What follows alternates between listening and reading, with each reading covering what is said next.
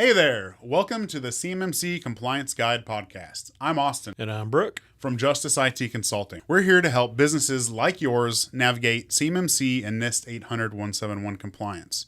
We're hired guns, getting companies fast-tracked to compliance. But today, we're here to give you all the secrets for free. So if you want to tackle it yourself, you're equipped to do so. Let's dive into today's episode and keep your business on track. Today's episode is your plain English breakdown of what those 110 controls in NIST 800-171 actually mean and how to stop being overwhelmed by them. Before we dive into control families, Brooke, can you give us the short version of what NIST 800-171 is and why it even matters to our audience? Sure. So NIST 800-171, or Revision 2, because that's the one we're talking about what we care about, even though it's been superseded by Revision 3. And we've covered that in previous episodes, but we're sticking to Revision 2. So that's the foundation for CMMC Level 2 compliance. Really is all about protecting FCI and CUI. CUI is the important part of that you really need to pay attention to. And so if your business handles CUI as part of a contract, or potentially could, because some people are, don't ever get anything that's marked, of course, but you should have some DFARS clauses to look for. In any case, if you handle some of that CUI as part of your contract, you're expected to implement NIST 800-171, Revision 2, and all of its full glory and 110 controls. You're supposed to have all those implemented. By this point, the government says you've had plenty of time, and we just expect for all the cost to implement those to already be implemented. So they've got a contract, says they have to do it, and that's why it matters. That's exactly why it matters. And, of course, this is what your SPRS score, your SPRS score, comes from. Right, which is the self-assessment thing you have to fill out on Exostar or whatever other. Yeah, so it's an Exostar, of course. That's their kind of version of it. And SPRS, you actually enter it on the PIEE website. It's a DoD website where you go in and enter your cage code and your score and stuff like that. And that's where you officially enter your SPRS score or SPRS score, Supplier Performance Risk System, I believe is what it is, but SPRS. All right, so since we're getting into the control families, and we're trying to get it into plain language as much as we can. That's just sometimes a challenge, by the way, getting into plain English. Yes, more so than we bargained for. Right. And I'm going to put it on you. Can you help us break it down in plain English? Right. Maybe Brooke English, or otherwise, maybe a little bit of Texan or something like that. But yes, we'll break it down into as much plain English as we can. More understandable than the government does. Hopefully. We're trying to, at least. Hopefully. These controls and the families, they're basically the federal government wants you to have as operational habits, right?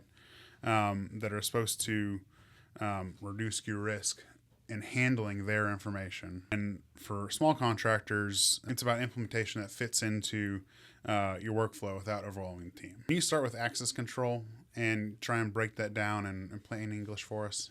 Sure. We'll start alphabetically because that's how NIST does it. Access control really is, who can access what and all the other details that go along with it. You're looking at, role-based permissions. You're looking at individuals, not groups. You can't say shop is accessing this or the engineering team is accessing this. It has to be Joe or Bob or Sally or George or whoever. You have to know who is accessing that information. So it has to be individualized accounts. It cannot be shared accounts. You can't just have one drive that is open to everybody. Mm-hmm. Even if you say this is all CUI, you really need to have it divided up and, Joe can access this, Sally can access that. They can't access what each other needs to, unless there's a good business reason for them to do so. But just because it's easier to say, here's all of it, is not a good reason to do that. You have access control for a reason. You need to control that access and make sure people have access to only what is needed to perform their job. And I think it's a couple intentions there is you get to see who accessed when, when, right? Mm-hmm. And then you also have the just restriction of people not able to access things they don't need to, which is supposed to limit the scope of what the risks. Like if their account got hacked, then it keeps that sprawl from going too far. Is that right? Is that the intention behind it? It does, yes. Yeah. If they, their account gets hacked and they can only get access to part of it, You got to remember that this really is because, and we'll pick on China because they're easy to pick on, but this is really because if you go look, at the Humvee or the Joint Strike Fighter or several other things, China has some stuff that impressively look like a lot like our Humvee and a lot like our Joint Strike Fighter, stuff like that. And it wasn't just by chance, is because they broke in and stole all this stuff. So the government is saying, look, no more. We're going to protect our war fighters. We're going to protect our advantage, and we're going to do that by protecting this data. And it really all boils down to that's the government's data, and we need to keep our advantage everywhere we can, and that also does protect the warfighter. So that's really why they're doing this. I'll get off my soapbox there, but that's why they're doing this. Access control is very important. Only, think about least privilege. Right? Least privilege means that you only have the access that you need to complete your job. You don't have any more. Mm-hmm. In other words, you don't want your shop people accessing all the HR files, right? So you wouldn't want Joe seeing that Sally makes 8 times what he makes, or whatever it may be. And a lot of people will control that. But then when it comes to CUI, it's just like, well, that's all CUI, or it's all, and actually more than that, a lot of the times the thought is, well, it comes from our vendor, and everybody needs access to it. Well, they don't really need access to every bit of it. Some of it's contract information, some of it is part information, some of it, so you can divide up that access to only who needs access to those specific parts. Is it a pain sometimes? I'll admit it's a pain, mm-hmm. But you do need to divide that up and figure out what the least amount of access is that you can give. Mm-hmm. It also goes to admin privileges for configuring the system as well. Do you want your local users to be able to install their old programs? Well, you may want to, but the correct answer is no. You don't want your users to be able to install programs and admin their own system. It's a simple one. They should not be local admins, for instance. It's coming from Uncle Sam, not from us. So, right? Yes. Yeah. Sorry to spend so much time on this one, but this is a popular one. And say like an aerospace manufacturer, a very common practice on the shop floor is to have computers. Mm-hmm. They're shared. You've shared accounts. Makes it easy. They'll grab a program or enter a job code or something, whatever they need to do, and then travel their machine, do their thing. They can't use shared accounts anymore, you're saying. Right. How would they handle that? There are several ways to handle that, but you really need to have individualized accounts for several reasons, but for compliance, you have to have it to access CUI. So you can argue what is CUI and what is not CUI. Are seeing, I can't remember what they call the data points, but the instructions for the CNC machines, they're just, basically G-code or whatever. Yeah, they're basically just instructions on what to do, and the points where they go do that, the machine goes to do that. Is that really CUI? We can argue that point, but if you have to argue the point and you have to bend over backwards to figure out that you don't think it's CUI, then is an assessor going to agree with that? So I would have a tendency to err on the side that says yes, go ahead and treat it like CUI. Yes, that does throw a monkey wrench into things because you want to have shared accounts, and all that kind of fun stuff. Then you got to protect that data. Those machines don't necessarily. There's a whole can of worms there, mm-hmm. But. The point is, you really should access any of that data with an individualized account, no shared accounts, mm-hmm. And you should, as much as possible, just get those shared accounts out of your system altogether. Mm-hmm. It's never, even outside of CUI and CMMC compliance, it's really not a good idea to have shared accounts anyway. I understand why it makes things easy. But when something happens, trying to find out who did it or whatever, it's impossible to find out what happened, right? So exactly, and I can tell you that a lot of times when something happens, people are like, "Well, we're going to give everybody their own accounts." Well, it's probably what you should have done from the beginning. But yes, no more shared accounts. That's like I said, that's a big thing in machine shops, but it's just not a good idea. So, and not compliant. Everyone on the shop floor needs their own account, needs to log in to the computer on their own account, or if the computer's locked down, like a kiosk mode, whatever data entry or time clock machine they have, that within that program, they need to have their own account as well. Yeah, right? if it doesn't have anything to do with CUI, it's just now if you clock in to a certain job, want to know the individual that's clocking in and doing the work. So maybe it depends on where you're authenticating, right, and what you're authenticating with. But at some point, you need those individualized permissions.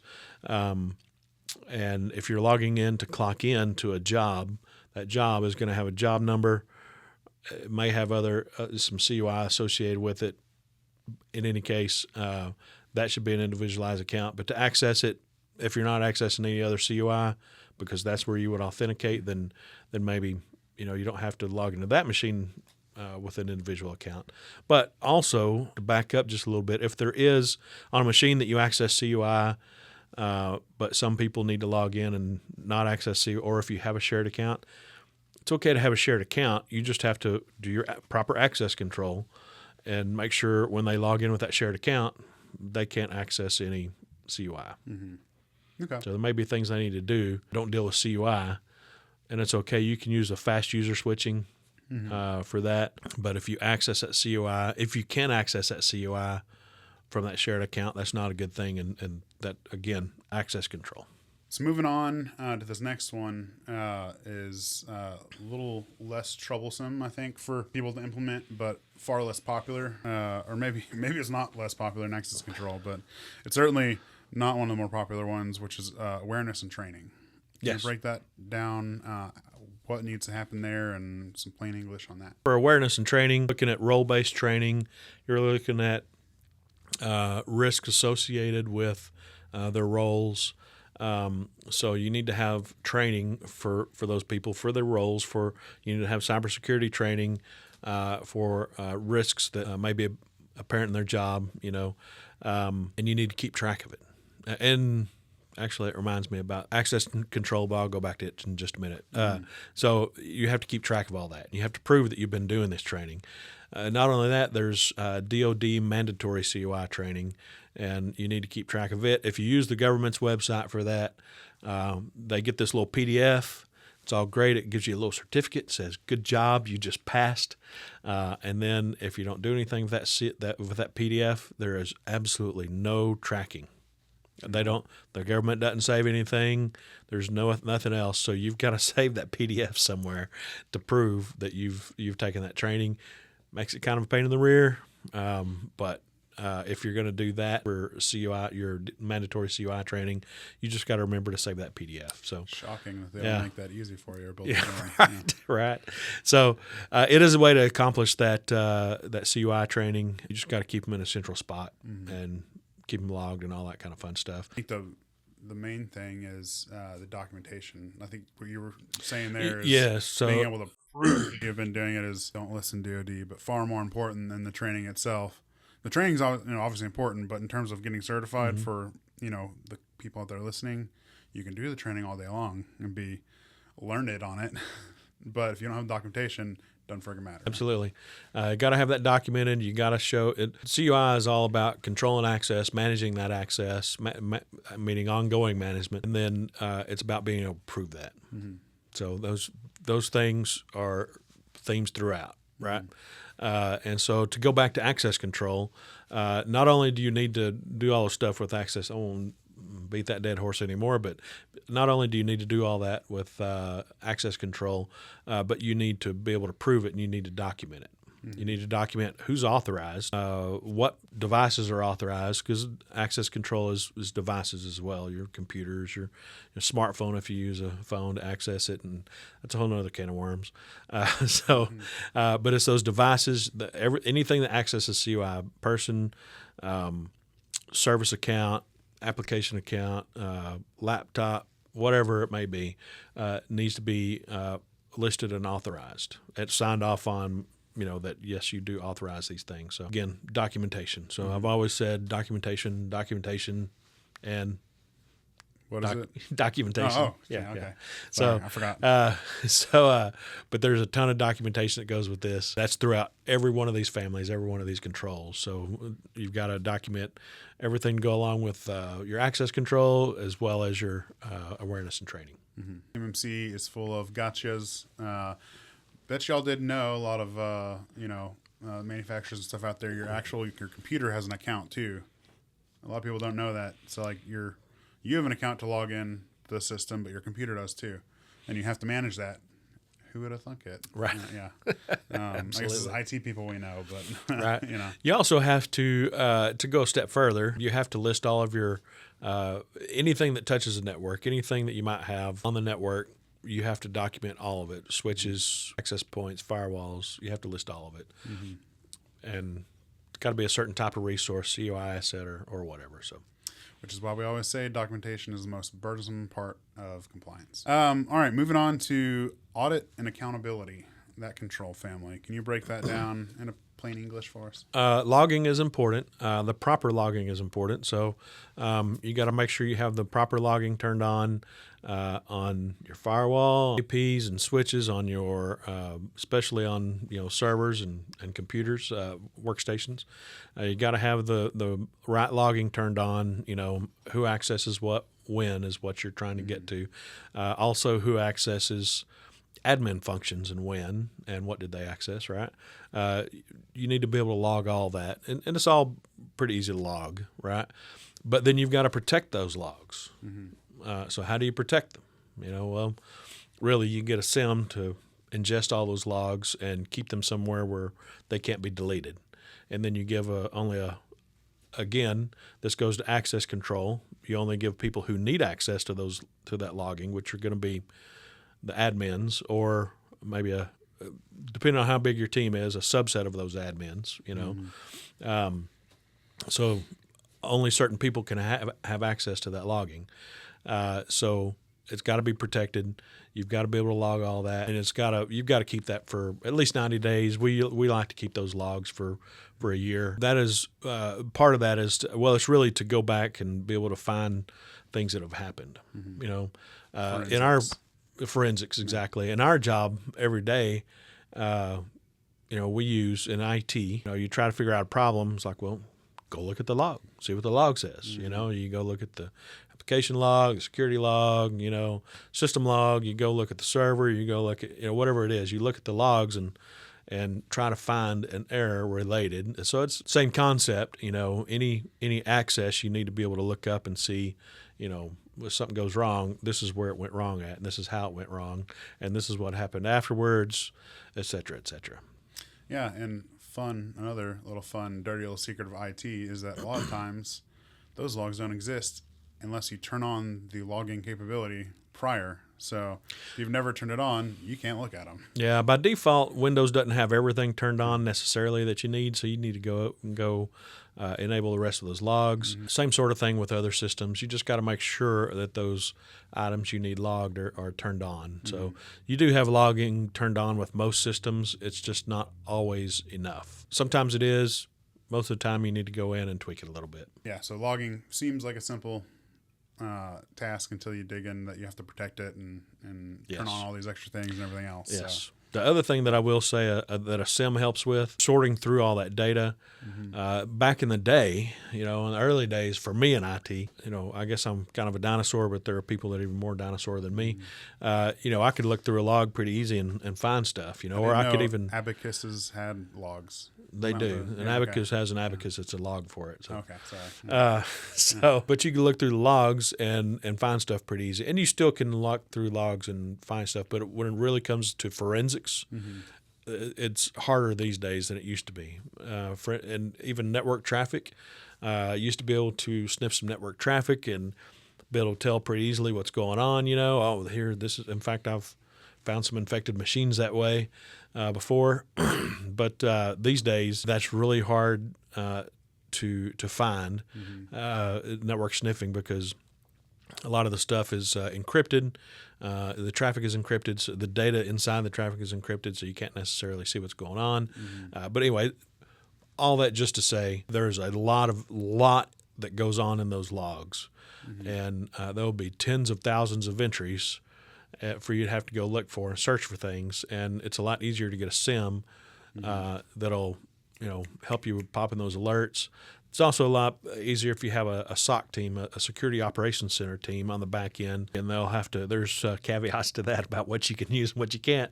Even with a SIM too, got to be compliant. But if you have a SOC team on the back end that are actual real security, certified real security experts that do that 24/7, they can definitely find more than you can. And what you're talking about there is that there are vendors that you can pay will either use your application, the SIM you bought that aggregates all your logs. They'll either provide that or use yours and then look through it. So you don't have to actually hire the people in-house. Correct. You can kind of hire them fractionally, if you will, kind of like an accounting Exactly. company. I would argue that you need those people because as good as IT people might be, as good as your best engineer might be, and I'm an engineer and architect, but I realize I can look through those security logs and I can find a lot of stuff. Just a quick anecdote about this is some of you may know about it. Right of Boom, I went to that. They have some pre-day learning classes, and so I went to one of those. I think it was a life in the day of a SOC analyst or something, right? And so they give you a scenario, and then you split up in teams. I'm pretty proud of what I can look through and find, and I feel pretty good about myself. I realize I'm not a rocket scientist, okay? But I feel pretty good about my abilities. So we go through this. We do pretty well. Our team gets second place, and we figure most everything out. We're feeling real good, look at what we did, and when after they get finished announcing results and everything, I say, oh, by the way, this case was so easy. We almost never see this in the wild. So that made us deflate pretty quickly. But the things are a lot more obfuscated than a lot of people give it credit for, So when something really goes wrong, it's obfuscated, hard to tell, hard to see. There was not to chase another rabbit, but there was a cybersecurity alert because we have to stay on top of those, of a new malware. And one of the obfuscation techniques it uses some characters that look like blank spots. And so you don't see the command because it's out of your vision. And so you just don't see it and you don't go, oh, what's all that blank spot for, and go figure it out. It escapes your immediate cursory view when you go past it. So, but a SIM will catch that. A SOC team will catch that, where you may not. So anyway, that was my point about all that. It's hard and you need some help doing it. Yeah. So I think the point there is that if you have an IT person, they're probably busy fixing the printers or the email that's not working and the things they're getting yelled at about. And if you have your quality person that you call your IT person, they're probably even busier because they're doing two jobs. The last thing they're going to do is look at the logs. Not only that, but you probably assign both of those, the IT person and the quality person, you've probably assigned them the the job of making sure you're compliant with CMMC. So they're busy with that, and they're not going to be able to look through those logs. Yeah. They'll have even less time to do that because they're trying to make sure you're compliant. Yeah, and that's assuming you haven't given them a drinking problem because all the problems. That's true. Yeah. All right. So moving on. To configuration management. Can you demystify that one for us? So configuration management is just basically you have to have a baseline for your systems, and that's your workstations, that's your server, that's your network switches, that's your firewalls. You have to have a baseline. What is your baseline, and what is your baseline configuration for those, and do they meet that, and how do you manage that? Again, there's that word. You got to manage it. How do you manage that, and how do you show that they're still in compliance? So that's what configuration management is about. You have to manage that. You have to manage that change somehow. How do you manage that change? You've got to be able to prove that you do that. And a lot of times it's going to be, you start with a brand new build on. We'll just say workstations are easy. Okay, so I guess you can start with a firewall too. But anyway, it's you start with a brand new build. You don't start with a vendor's build. You start with a brand new build.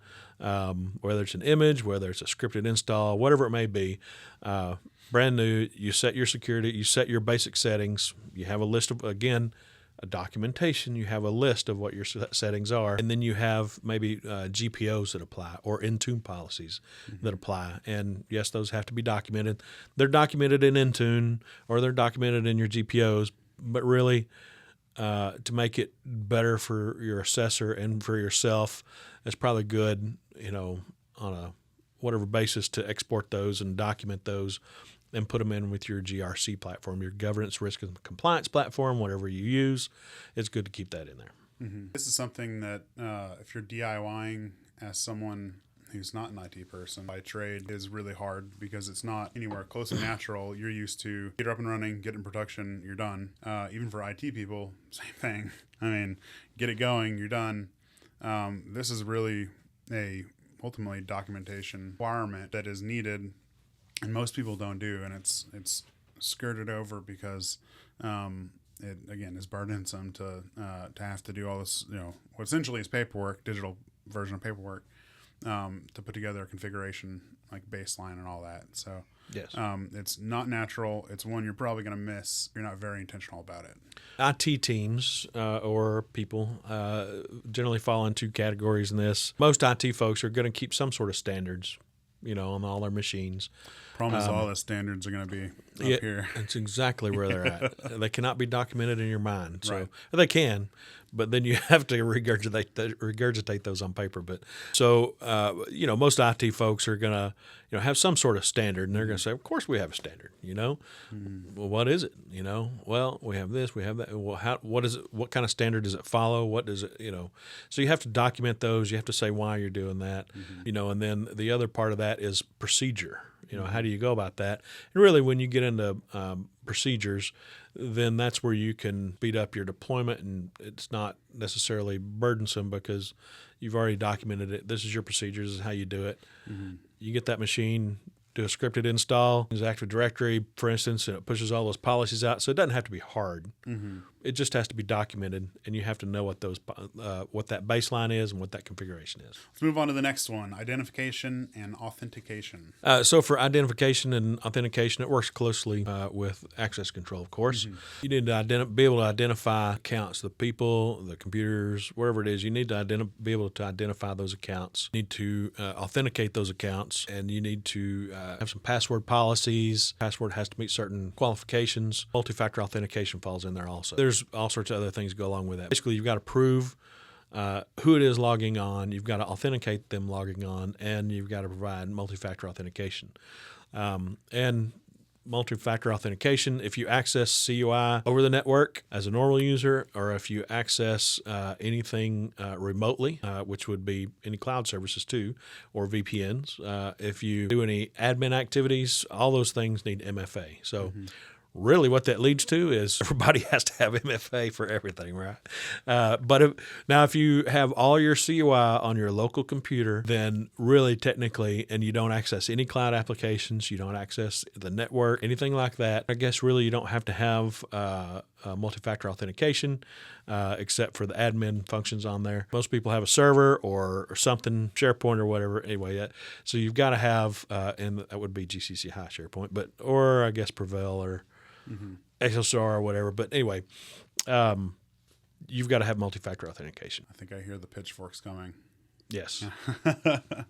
Everyone hates multi-factor authentication. Yeah.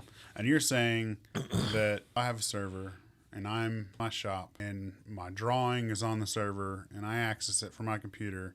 I have to use multi-factor authentication to get that drawing? Yes. Now, there's arguments about that. Where do you feel the assessors fall on that argument? Well, there's argument between assessors too. Yeah. So, but I think mostly assessors are going to fall on the fact that it's over the network and you really need to have multi-factor authentication. But I have had assessors say, I'm like, hey, I've got it. It's just on the server. It's on the local network. Not remote. It's not on a separate subnet. It's on that network. That's really not what it says, But the assessor is like, well, if you have it in all the other instances here, and then I would pass you. I would be careful with that. And multi-factor authentication, it's not hard to implement. It's not expensive to implement. The other caveat or the other note I might put on this is that Windows Hello can meet that multi-factor authentication. There are a couple of caveats to that you want to make sure you meet, but Windows Hello can meet that. Multi-factor authentication for you. Microsoft is helping you for once. Is that? I wouldn't necessarily go that far. No, okay. Because they make it very confusing. Too far. Yeah. The reason I say it's confusing is if you're looking at, can you use Windows Hello, look at Windows Hello for Business. So there's different things, and then there's, what else do they do that with? Surface for business. They have different things. Everything, pretty much. And then something for business. OneDrive for business. OneDrive personal, So anyway, but Windows Hello for business is what you'd want to look for and look up the caveats. So you're saying when you Google it, type in Windows Hello for business, yes. not Windows Hello. Yeah. I think this is one of those things like if I'm in my office, my server is physically in my office, and I'm accessing it from my laptop, having to have MFA is one of those things where it doesn't really have to make sense or like be reasonable. It's just what makes it compliant, right? So like whether you agree with it or not, and whether there's justification for that being the case, one of those things that doesn't matter because compliance is a compliance. It's not necessarily the same as what makes sense and what's secure. And again, depends on what the assessor decides and where they fall. So next is incident response. What do you have there for us? Oh, this is the one you would never want to have to deal with. You have to have a policy, you have to have a written plan, and know what to do in the case of an incident. And what does that, now the government, it's defined. Take that definition of an incident. So if you have an incident, this is what we do in case of an incident. Mm-hmm. It's got to be reported right now within 72 hours. That might change to something different. Right now, you've got basically 3 days to get that, and it's 3 days, not 3 business days. Just so you know, if it happens on a Friday afternoon, the weekend counts. It's not really 3 days; it's 72 hours. Yes, it is 72 hours. Yeah. So, just keep that in mind. And that bar may be changing lower. I absolutely do not agree with, and a lot of people don't. But the government is a government, so we'll see where that ends up. So you've got to have that plan. You've got to have definition of an incident. You've got to know how to report it, who to report it to. There's a certificate you have to go out and get, medium assurance certificate, to put on your computer to be able to report those incidents. I can guarantee you that if you wait till you have an incident to get that medium assurance certificate for your computer, you will not report that incident in time, and you will be behind that timeline. That's something you have to go get from the DoD. It's a certificate that you have to buy. It's a little encrypted certificate that you put on your computer and register on your computer. That when you go to the DC3 website to be able to report an incident, it'll recognize your computer and say, "Oh, okay, we know who you are. Now you can log in and create an incident." Mm-hmm. So what happens if that computer's compromised? Well, you have a backup. Okay. You should not have one. You should have more than one, and at least 2, maybe more. But also, those are kind of hard to go find after the fact if you didn't document it. Mm-hmm. Again, documentation.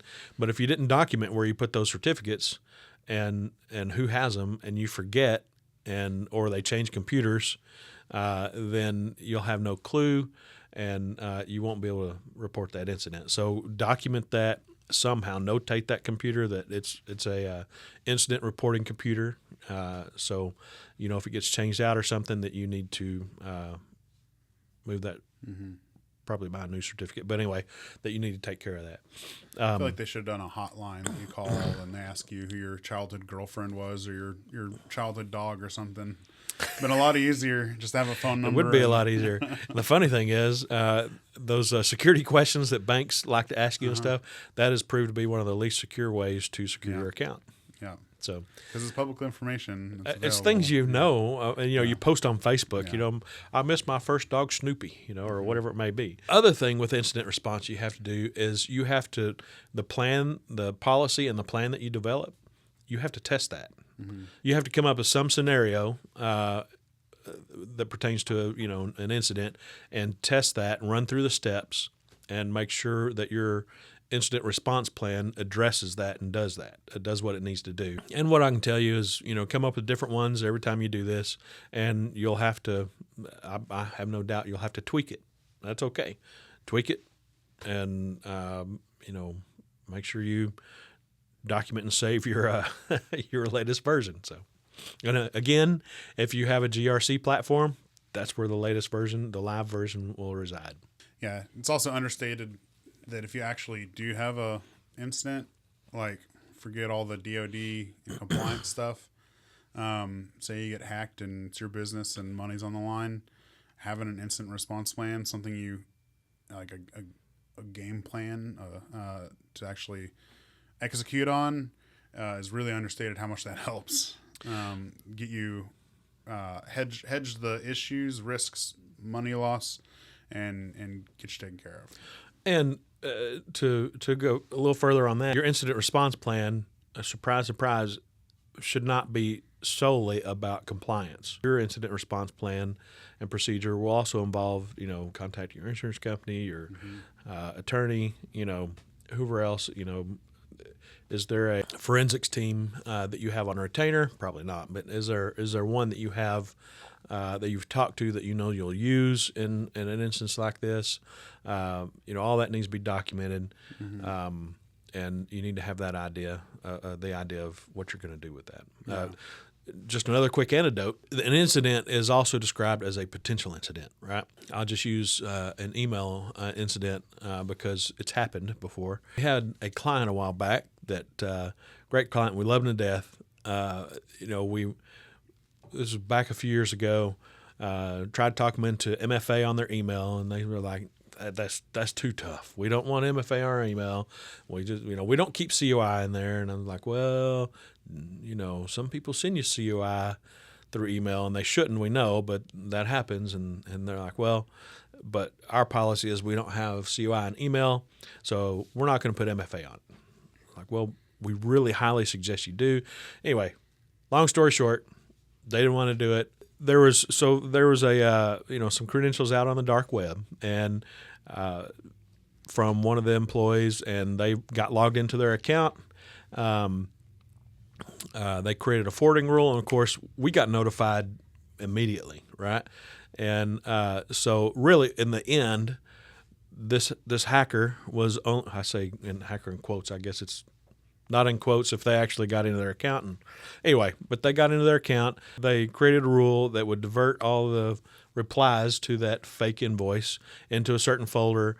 They created rules to hide their tracks and then forward all the fake invoices, the replies and whatnot, to their own email address, which they I can't remember on this particular one where they created a similar domain, but that's a common tactic. All this fun stuff. And we got alerted. We called him and said, "Hey, Billy Bob," Billy Bob was not really his name, just so you know. No. Hey, Billy Bob, hey, there's some weird activity going on your account. Did you create a forwarding rule, to do this? No, I didn't do that. And hey, I'm getting some calls, that I have had somebody call me and say I sent them an invoice and I didn't send anything out. We're like, oh, all hands on deck, So we found what was going on. We bumped that person out, that hacker out. Like I said, he only had access for like 15 minutes, but that's an incident. Mm-hmm. And so, we said, look, this needs to be reported, this, that, and the other. And before they could get to the point of where they reported it, one of the prime contractors they worked with reported it. And then they were this close to losing their contract, and we had to jump through so many hoops to prove that we had going on, that we had everything secure, all that. So we had to jump through a lot of hoops. Even though everything ended up okay, we had to jump through a lot of hoops, spend a lot of time, a lot of documentation, a lot of proof, and a reputation hit for our client. We had to go through all that with them and help them out. What I can tell you is immediately after that happened, I said, "Hey, how about implementing MFA?" And they said, "Now, let's do it now." So that helped push that forward. Also helped push forward some other things we wanted to do. But that is just a quick anecdote. It may not be only your choice, because if something like that happens, an incident just isn't somebody hacking into your computer and accessing that COI. It may be somebody accessing your email, which is a cloud platform, and sending out a fake invoice, or the other fear is, of course, accessing COI that's somewhere on your Microsoft 365 platform, SharePoint, OneDrive, something like that. So anyway, it's not always your choice whether you think it's an incident or not. Look at the definition of an incident, and if it's an incident or potential incident, then it needs to be reported. So It's scary, but if you take care of business, you'll be fine. Yeah, they've built the framework to expect incidents. So if you handle them correctly, then you don't have to necessarily be scared of them. It's whenever you mishandle them that Yes. you have negative consequences. Maintenance is up next. What do you have on that one? There's a few areas, but you want to be able to show that you perform maintenance on your systems, patching updates, stuff like that. Again, what I say, you want to be able to prove that. So you want to do it, of course, but you want to be able to prove it. And that's through, for us, that would be through tickets that are open. That would be through, our policies and plans and authorizations, stuff like that. But it's also on systems that you allow people to come in and work on. They come in, they sign in, you have your copier folks come in, they need to do work on the copier. They come in and do that work. Do you shadow them? What do you do? The correct answer is yes, you escort them. And anything that they need to plug in is verified first, all that kind of fun stuff. But you need to perform maintenance, and you need to make sure that all the tools that you use to perform maintenance are vetted. Mm-hmm. And you have to prove all that. It has to be documented. Next is media protection. So for media protection, that's electronic media and physical media. Okay. So for electronic media, anywhere that CUI resides has to be encrypted. Mm-hmm. So it has to be encrypted at rest, which is on a hard disk resting somewhere, or a USB stick. Anything wherever it's at rest at, it needs to be encrypted. But it also needs to be encrypted in transit. Mm-hmm. So wherever it goes to and from, it needs to be encrypted. And the next leg to that is if it's CUI and it's encrypted, it really needs to be FIPS 140-2 or 3 validated encryption, not compliant. I go round and round with vendors with this all the time. Our encryption is FIPS 140-2 compliant. Well, that's nice. So to be able to use it in this program, in this compliance, it has to be validated. Is it validated? Mm-hmm. What's that? So in other words, it's in the CMVP database. You can go look it up, and it's got a module that has been validated, and you have to, again, document that module that you use for encryption, or that the program uses for encryption. Like Windows is there. That's another story. Windows 11. Windows 10 and Windows 11. That's a whole nother story. We won't go there. Windows 2009, 2019, 2016, they're in the CMVP database. So, but it's got to be encrypted. Now, as far as physical media goes, it's got to be protected as well. I know a lot of manufacturers have travelers that they use. They print some CUI out, or whatever it may be, whatever the CUI may be. They print it out and they carry it to the station, they do their work, and they go put it back up. So it's got to be protected. If it's out somewhere and you're using it, and it's okay. You've got to be able to see it, right?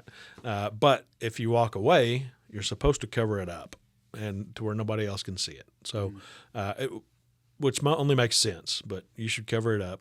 When you're not using it, when you're finished with it, it needs to go in a secured place, which usually means a locked room or a locked filing cabinet. That's usually what that means. So you got to make sure that is secured. You got to make sure that only the people who can access it can access it. Mm-hmm. So what do, for example, most machine shops have USB sticks. They go stick in a machine, stick in a computer, how do you handle that if you have to encrypt it? Well, there's several different ways to work with encrypted USBs. Mm-hmm. You can encrypt them with BitLocker. Easy solution. Always compatible with older machines that you may need to transfer that information to.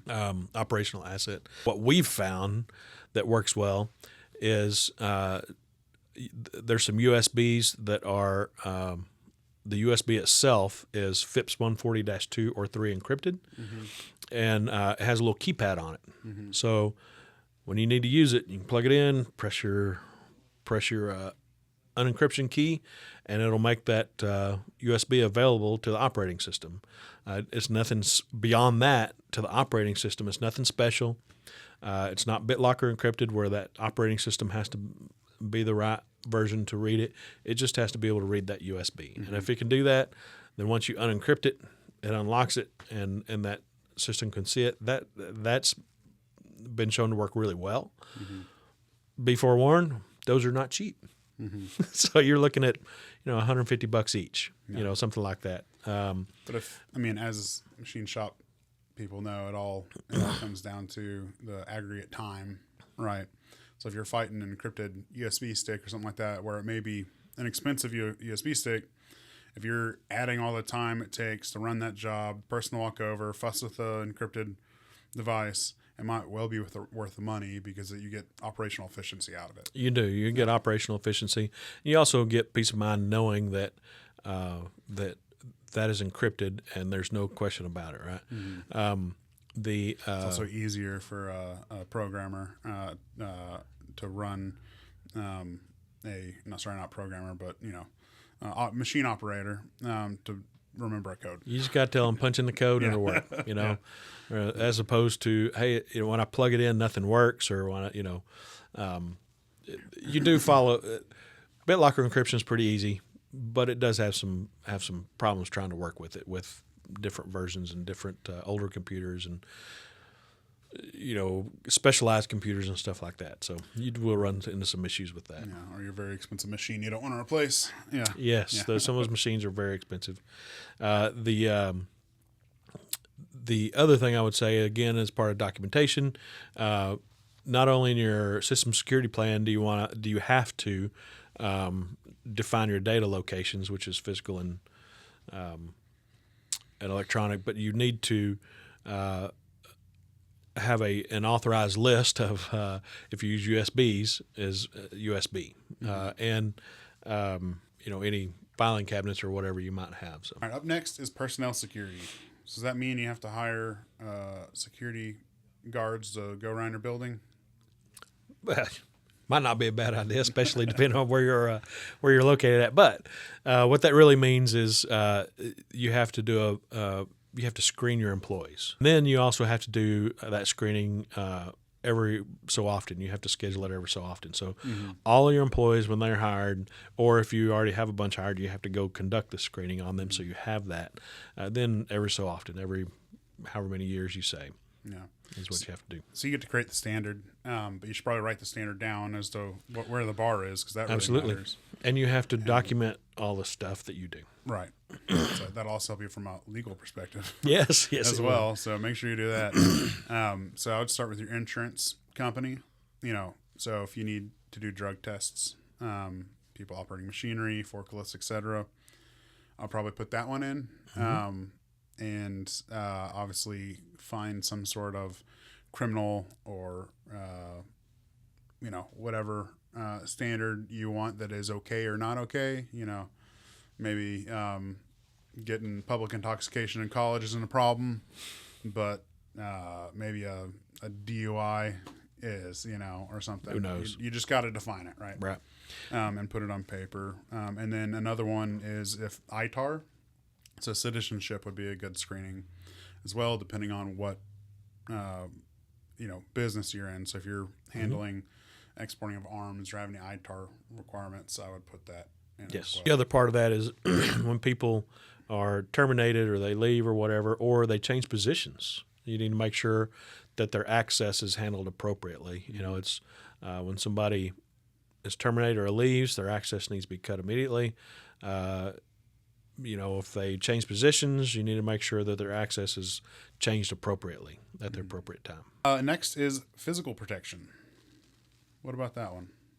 So physical protection, make sure that where you store CUI is secured, locked, secured, however you need to secure it with keys or with proximity cards, whatever it may be, that is secured. The electronic locations and the physical paper or whatever other kind of location that or CUI that is. Make sure they're secured.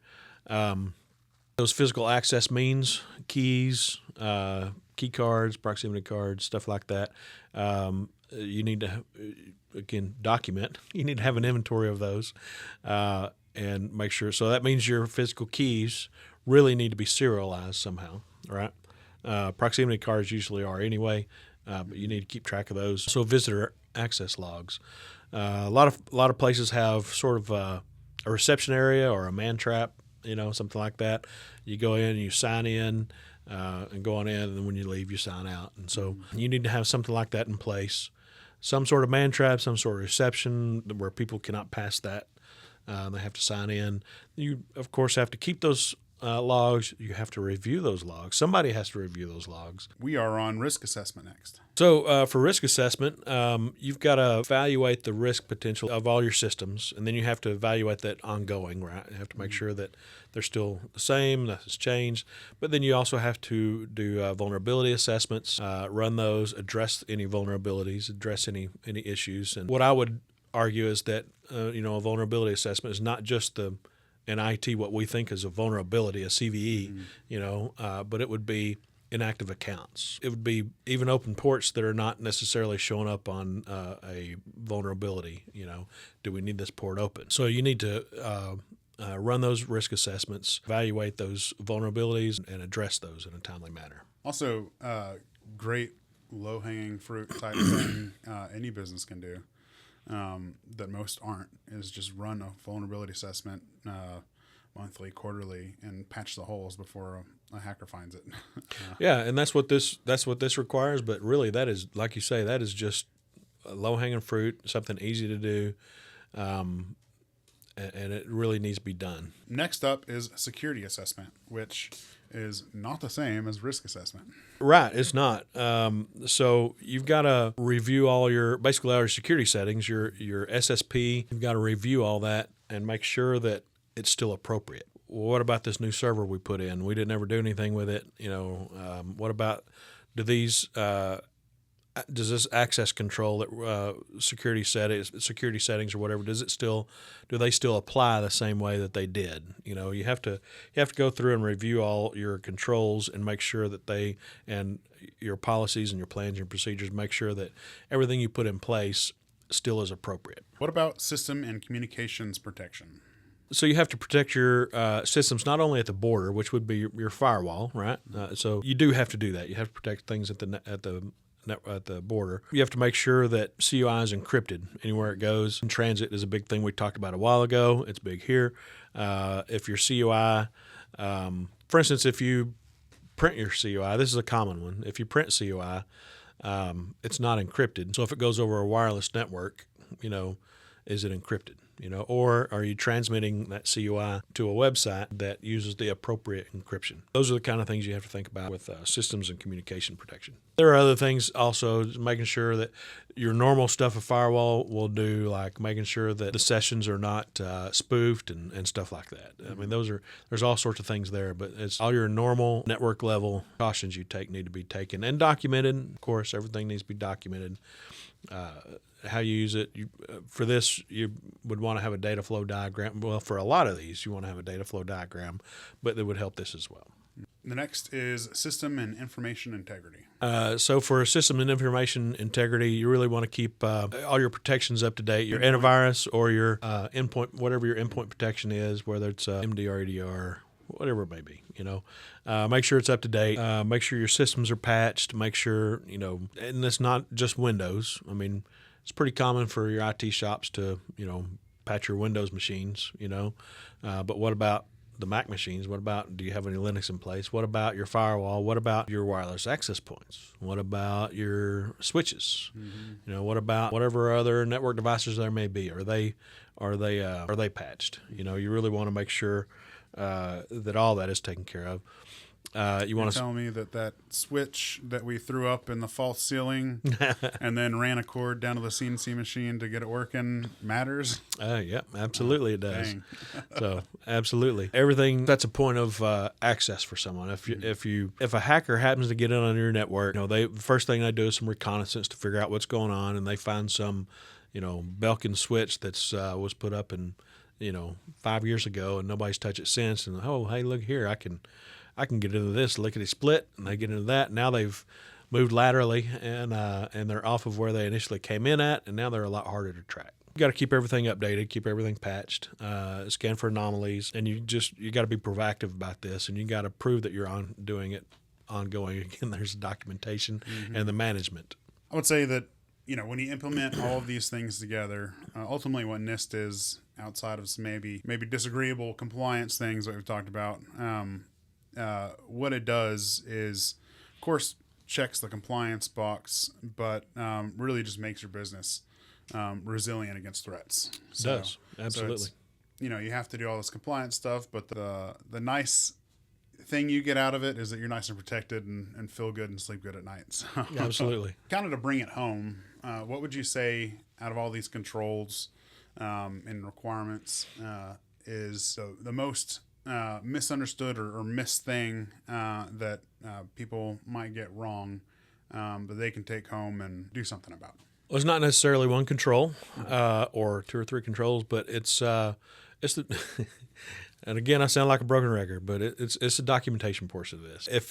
For instance, if it says identify somewhere, then that means you have to list out. You have to identify the users. If it says authorize, you have to have proof that somebody authorized this. It's easy for an IT person to glaze over that and go, we've got an Active Directory full of users. There's my list of authorized users. That goes a long way, but not quite all the way there, because I guarantee you, there's probably some people, depending on what kind of business it is, there may be some people there that are not in Active Directory that don't log on to the computers, and they should be listed on that list with no access. IT guys, and I'm one of them, and I'm guilty of that too. You look at identify and you look at authorize. What does that really mean? Well, it's going to be documentation. When you get down to it, documentation is really the biggest piece of this. The technical controls, we can implement those, but all the documentation to back it up. You have to have your SSP. You have to define how each control is implemented. Really, if you go further and define how each of the objectives in those controls are achieved, that would be even better, and that defines things very well for an assessor. If they see that, you're well on the way. You're doing well. When it comes to documentation, you ever seen Seinfeld, the soup episode? I can't call him the word because I think the one. Well, I think that'll get us banned. Automatically tagged on YouTube, but if you want to do everything right, the soup line, he goes, "No soup for you." Documentation is that for CMMC compliance. You can do everything right, but if you haven't documented it, no soup for you. That's right. Yeah. No soup for you. I guess the soup in this would be the CMMC certification. Yes, it would. So, exactly. And so that documentation is not just your SSP. Mm-hmm. It goes down to you have, if you do a policy for each one of your families, control families, access control and whatnot, or domains. Anyway, so have a policy for each one of those, but then you need to break out and have your plans and procedures, like your disaster recovery, like your incident response, stuff like that. Then you also need to have your authorized lists and things like that. So inventory list, but documentation is huge. Mm-hmm. Documentation is gigantic. And then to go even further than that, you have to have proof of all these things, not just your documentation, but when it comes time for an assessment, you have to have proof. Show me where the policy is implemented in Active Directory or in Intune or wherever it may be. Mm-hmm. Show us where that is. Show us a screenshot, all that kind of fun stuff. So you have to have proof of that. If you have questions about what we've covered, please reach out to us. We're here to help fast track your compliance journey. Text, email, or call in your questions. We'll answer them here for free on the podcast. You can find our contact information at CMMCComplianceGuide.com. Stay tuned for our next episode. Until then, stay compliant and stay secure. Make sure you like, subscribe, and share.